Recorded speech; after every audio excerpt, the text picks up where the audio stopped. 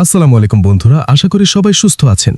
বন্ধুরা, মার্কিন ঘাঁটির নিরাপত্তা চাদর ফালা বাদশাহ আমিরদের কি হবে? ইরানের হামলায় কমপক্ষে ১৭টি মার্কিন ঘাঁটি ও স্থাপনা সাংঘাতিকভাবে ক্ষতিগ্রস্ত হয়েছে। সেখানে তাদের অনেক সেনা মারা পড়েছেন। যুক্তরাষ্ট্র ইরান শেষ পর্যন্ত কূটনৈতিক সমাধানে পৌঁছাতে পারুক আর না পারুক, এর মধ্যেই যে বিষয়টা পরিষ্কার হয়ে গেছে তা হল উপসাগরীয় এলাকায় আর আগের মতো যুক্তরাষ্ট্রের দাদাগিরি থাকছে না। ইরানি হামলার পরপরই মার্কিন ঘাঁটিগুলোর ক্ষয়ক্ষতি নিয়ে ভাষাভাবে ধারণা মিলছিল। এখন নিউ ইয়র্ক টাইমস আসল ছবি দেখিয়ে দিয়েছে। এক প্রতিবেদনে তারা বলেছে, ইরানের হামলায় কমপক্ষে ১৭টি মার্কিন ঘাঁটি ও স্থাপনা সাংঘাতিকভাবে ক্ষতিগ্রস্ত হয়েছে। সেখানে তাদের অনেক সেনা মারা পড়েছেন। হামলার শিকার হয়েছে একাধিক মার্কিন দূতাবাস। মার্কিন নিরাপত্তাকে মৌনতার সুতোয় বোনা একটি রঙিন চাদর, এবং সেই চাদরের ভাজে নিঃশ্বাসেরই ছোঁয়া আছে ভালোবাসা আদর ভেবে আরবের বাদশারা এতদিন নিশ্চিন্ত আলস্যবিলাসী ঘুম দিচ্ছিলেন। ইরানি মিসাইলের আওয়াজে ঘুম ভাঙার পর এখন তারা দেখছেন সেই চাদর ছিঁড়ে ফুঁড়ে ফালা হয়ে গেছে।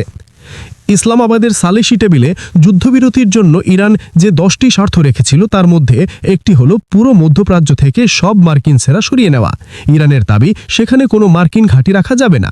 অর্থাৎ ঘাঁটি বাটি ফেলে আফগানিস্তানের বাগরাম ঘাঁটি ছেড়ে মার্কিন সেনারা যেভাবে চলে গিয়েছিল সেভাবে উপসাগরীয় এলাকা থেকে তাদের ভাগতে হবে।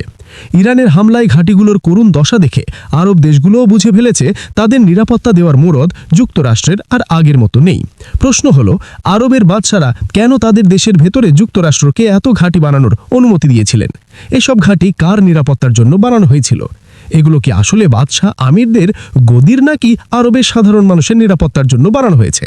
নাকি এগুলোর কাজ শুধু যুক্তরাষ্ট্রের স্বার্থের নিরাপত্তা দেওয়া, নাকি এর পেছনে আরও কারণ আছে? বন্ধুরা, ভিডিওটি ভালো লাগলে অবশ্যই একটা লাইক তুমি পাওনা নিলাম। বন্ধুরা, আরও এরকম ভিডিও পেতে চাইলে অবশ্যই চ্যানেলটি সাবস্ক্রাইব করে রাখুন। বন্ধুরা, আজকের মতো বিদায়। আল্লাহ হাফেজ।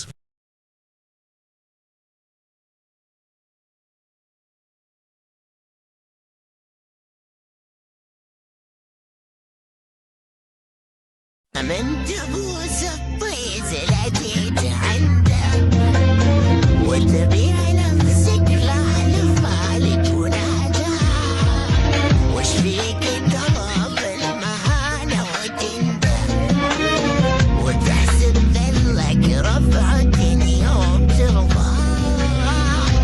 What neck is our specialty.